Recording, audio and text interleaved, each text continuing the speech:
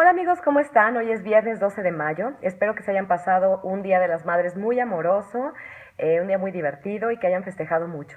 Esta semana me he estado hablando de la esencia espiritual de ser madre y bueno, te he compartido bastantes conceptos, te he hablado de que pues esta relación madre-hijo es una relación sagrada porque pues emula la estructura del universo, dar y compartir. Y entender esto pues nos va a ayudar a entender el rol que nosotros como madres tenemos con nuestros hijos y también entender pues cuál es nuestro rol de hijos, ¿no? Con nuestros padres.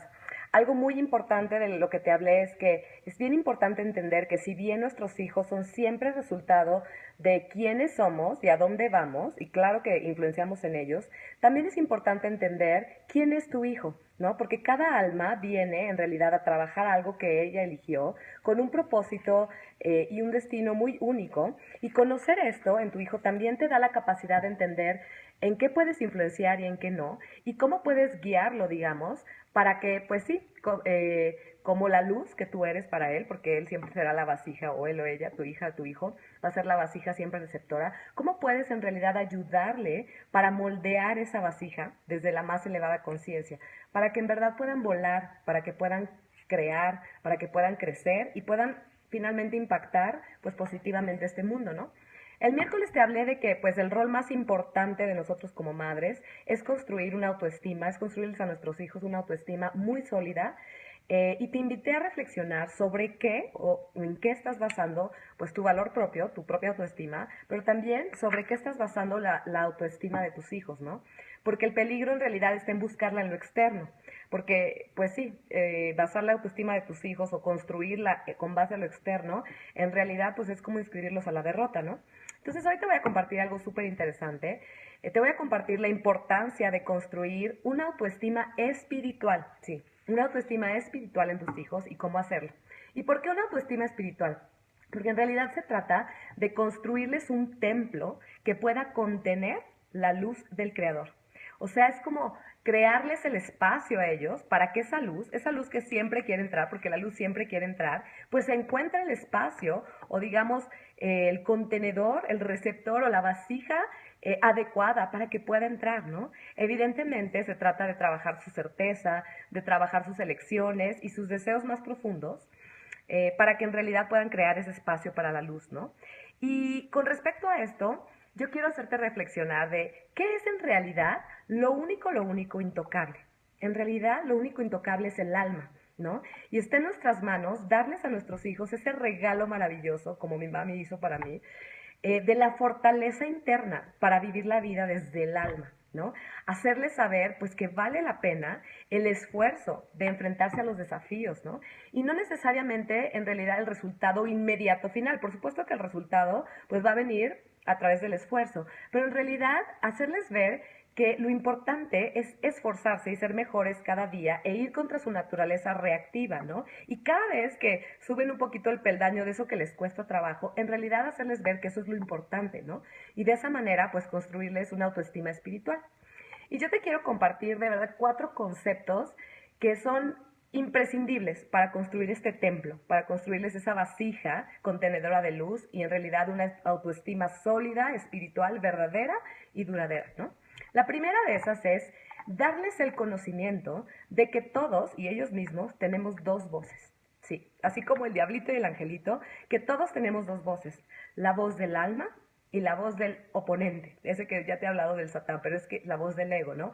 Es, yo trabajaba con una niña que decía, es que yo tengo dos amigos imaginarios, ¿no? Uno se llama María y el otro se llama Juan. Y yo, ya, bueno, ¿y qué hace María? No, pues es que María es bien traviesa, ¿no? Y Juan es como más tranquilo. Y se los puedes poner dependiendo de la edad, obviamente, pero cuando están chiquitos, desde chiquitos ya les puedes hablar de esas dos voces, ¿no? Que pues María es la traviesa y la que pues es más reactiva y Juan es como más cool, ¿no? Y lo puedes hacer con ejemplos muy fáciles, ¿no? Y por supuesto que es importante decirle que esas voces ellos los tienen, pero también las tiene mamá y también los tiene papá y también los tiene la maestra y todo el mundo las tenemos, ¿no? Y un ejemplo muy sencillo para un niño pequeño puede ser, oye, pues cuando hay un niño nuevo en la escuela, pues hay una voz, digamos, de María o esa voz del oponente que te dice, pues que se las arregle solo, ¿no? Yo cuando llegué a la escuela, pues yo tampoco a mí nadie me peló. O está la voz del alma que dice, como yo ya pasé por ahí, sé lo que se siente, pues voy a juntar a ese niño, ¿no? Por ejemplo. O cuando su hermanito chiquito le destruyó todo el trabajo que se pasó haciendo 3 horas. Por supuesto que hasta a mí me va a dar coraje, ¿no? Y por supuesto que al niño también, o sea, no puedes controlar los sentimientos, pero tal vez puedes enseñarles a escuchar la voz del alma o subirle el volumen a esa voz del alma y no actuar sobre su naturaleza reactiva o sobre lo que dice María, ¿no? Esta traviesa que quiere pegarle al hermano, ¿no? A enseñarles a manejar sus emociones, no a controlarlos, porque no puedes controlar lo que sientes, pero sí lo que haces con ellos, ¿no?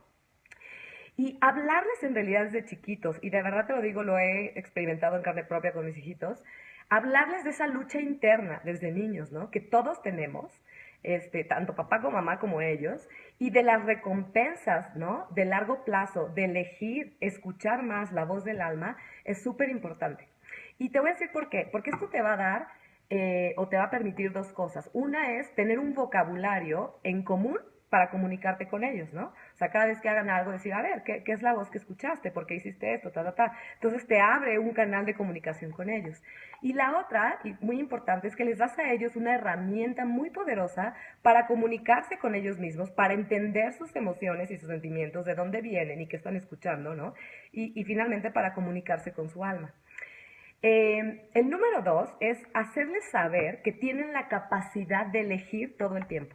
Esto de verdad alimenta muchísimo su autoestima. ¿Y sabes por qué?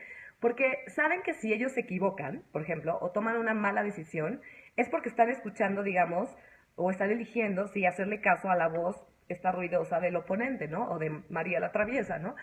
Y en realidad, saber que tienen la capacidad de elegir diferente, pues les va a ayudar a hacer un boost, digamos, a su autoestima, ¿no?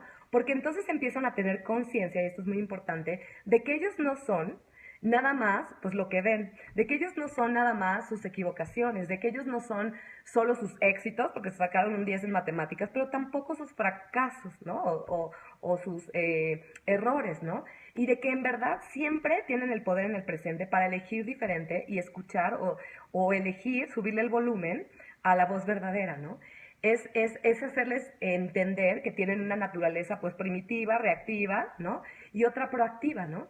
Yo me acuerdo que tengo muchos ejemplos con mis hijos, ¿no? Pero últimamente que mi hijo estaba en la computadora, ¿no? Haciendo unos ejercicios de matemáticas y estaba de verdad frustrado. Y él es muy bueno en matemáticas, ¿no? Pero como es muy bueno, tenía flojera y estaba aburrido, estaba de malas o no sé qué traía de emociones, empezó a llorar en la computadora y a gritarle a la computadora hasta que yo me acerqué y le dije, ok, ¿qué pasa? No, es que ya no quiero hacer nada, ta, ta, ta. Entonces en ese momento, yo le hice ver, a ver, ¿qué estás escuchando? O sea, está bien que tengas emociones, párate, da una vuelta. No, pero es que ya está el timer, ¿no? Y si no lo acabo en 5 minutos. Y de verdad le dije, no importa el resultado de esta prueba de matemáticas, me vale. Lo que me importa es que en realidad te des cuenta de lo que está pasando en ti. Salte a caminar y ya después nos pusimos a bailar, como a respirar. Lloró, ¿no? Me abrazó y todo, dijo mamá, ¿no? Sí estaba escuchando esta voz. Y entonces después se sentó y en 5 minutos sacó el ejercicio, ¿no? Pero como ese tipo de cosas en el momento, o sea, de verdad te digo, usa la vida cotidiana, y los ejemplos más que pueden parecerte más insignificantes, para de verdad educar y entrenarlos a saber cuándo están escuchando su voz verdadera y cuándo no la están escuchando y qué les hace sentir, ¿no? Y hacerles ver la ganancia de que cuando en verdad eligen, darse cuenta, respirar, así que contar hasta 10 y subirle el volumen a la voz del alma, pues se van a sentir mejor, ¿no? O sea, de verdad es entrenarlos a saber que no pueden controlar lo externo, pero sí pueden controlar lo que hacen con las situaciones, ¿no? Y mira, van a elegir muchas veces, evidentemente, porque están en entrenamiento, bueno, mismo nosotros, ¿no? Van a elegir muchas veces la voz del oponente y ahí es una gran oportunidad porque ahí los puedes sentar a conversar y decirle, ok, ¿cuál hubiera sido tu otra opción, no? Actuaste así ahorita, bueno, ¿qué te dijo? O sea, escuchaste las dos voces y generalmente te dicen, sí, mamá, ¿no? O sea, ¿qué te dijo una voz y qué te dijo la otra? Y lo más importante es, ¿qué puedes hacer diferente la próxima vez? Y entonces ellos van haciendo y tomando conciencia de cuándo están escuchando, pues, la voz que es más traviesa y que no les conviene, ¿no? Y eso sí, cuando toman una buena decisión y en verdad lo ves, porque lo ves y tomaron esa buena decisión de hacerle caso a la voz verdadera, de verdad hacérselos ver, ¿no? Hacerles ver la ganancia espiritual, no necesariamente como con un premio, a veces sí, pero no es nada más eso, sino hacerles ver, oye, ¿cómo te sientes, no? por ejemplo, mi hijo alguna vez que hizo algo muy bueno con un compañerito, ¿no? A pesar de que lo pudieron haber reportado, etcétera, pero lo hizo lo correcto, pues le hice ver la ganancia, ¿no? Y eso es súper importante para fortalecer su autoestima. Porque en realidad nuestra responsabilidad es crearles un simulador de causa y efecto. Porque no sé si sepas, pero te comparto que hasta antes de los 13 años, o los niños y 12 años las niñas en realidad, pues no tienen responsabilidad espiritual tal cual. Digamos que las leyes espirituales no aplican tan directo en ellos.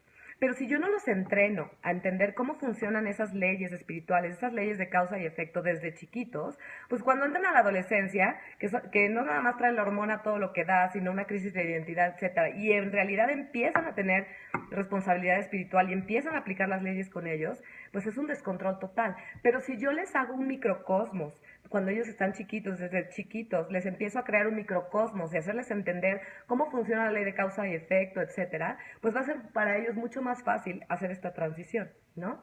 El número 3 es compartir. Y ojo, no es decirle al niño, ándale, es que los niños buenos comparten, porque no, o sea, si tú ves las caricaturas, siempre el que es más travieso y el más canijo es el que se la pasa mejor. Entonces, muchas veces hay niños que no quieren ser niños buenos, ¿no? Que quieren ser niños malos porque se la pasan más padre.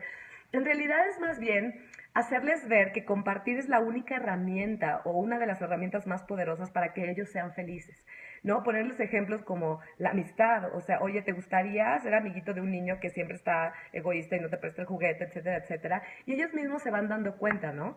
De verdad, y cuando ellos en verdad tienen la gracia de compartir y de hacer un acto de compartir, estresárselos, ¿no? O sea, casi que aplaudirles y decirle, ve, ¿cómo te sientes, no? ¿Cómo te sentirías si no hubieras compartido esto o no hubieras dado esto? ¿Y cómo te sientes ahora? Hacérselos ver, hacerlos conscientes de todo ese mar de emociones que están sintiendo por haber elegido compartir, ¿no?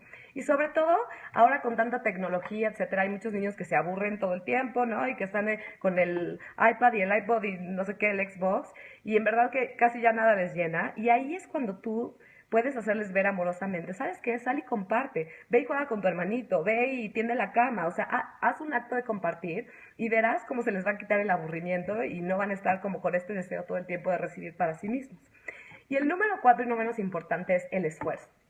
De verdad, yo creo que lo has visto en tu vida y lo hemos visto en todo, pero sobre todo para los niños y ahora, pues con tanto consumismo, etcétera, es muy importante hacerles ver que deben de ganarse las cosas y que en el esfuerzo está la ganancia, ¿no? Yo te invito de verdad a pensar de que no los premies por lo que ya son buenos por hacer. Por supuesto que les vas a decir, oye, mi amor, qué bueno, otro 10 en matemáticas, ¿no? Porque mi hijo, por ejemplo, es súper buenísimo en matemáticas. Y pues claro, cada vez que llega con un 10 le digo, ok, muy bien. Pero en realidad a mí me gusta premiarlo más y surte mejor ejemplo en su educación y en la construcción de su autoestima cuando hace algo que le cuesta mucho trabajo, por ejemplo, el control de sus emociones, ¿no? Cuando él logra, digamos, manejar sus emociones de una manera adecuada, porque hizo el esfuerzo, ahí sí se vale aplaudirle y comprarle un dulce y un helado, y, ¿no? Porque en realidad lo que estás premiando es el esfuerzo, porque está yendo contra lo que le cuesta trabajo, contra su naturaleza reactiva, y está haciendo un esfuerzo sin importar que el resultado no sea perfecto como el 10 en matemáticas. Pero cada vez que él es mejor que sí mismo, eso es importante, como estresarle y premiarle, ¿no? Porque entonces estás ayudando a construir esta autoestima.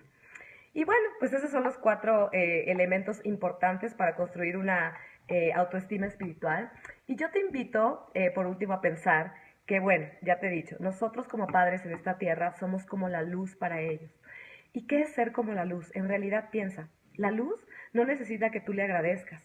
La luz, Dios o quien creas, el creador, no necesita que le agradezcas y ni siquiera, o sea, la luz ya sabe de antemano qué necesitas y cómo lo necesitas, pero también la luz te dio un libre albedrío. Entonces también es importante este balance entre dar y no dar, ¿no? Porque al no dar también le estás dando. O sea, acuérdate que tu hijo tiene un libre albedrío y entrenar ese libre albedrío con estos 4 conceptos que te he dado es realidad ayudarlo a construir una estructura emocional importante para que salga allá afuera cuando sea un adulto y pueda tener las herramientas. No le vas a poder evitar sus experiencias ni el dolor, pero sí le puedes dar unas herramientas sólidas que lo ayuden. Y ¿sabes qué? Mucha gente me ha dicho, bueno, pero es que yo voy a trabajar, o sea, tiene más influencia la nana o la abuela que lo cuide. ¿Sabes qué? No.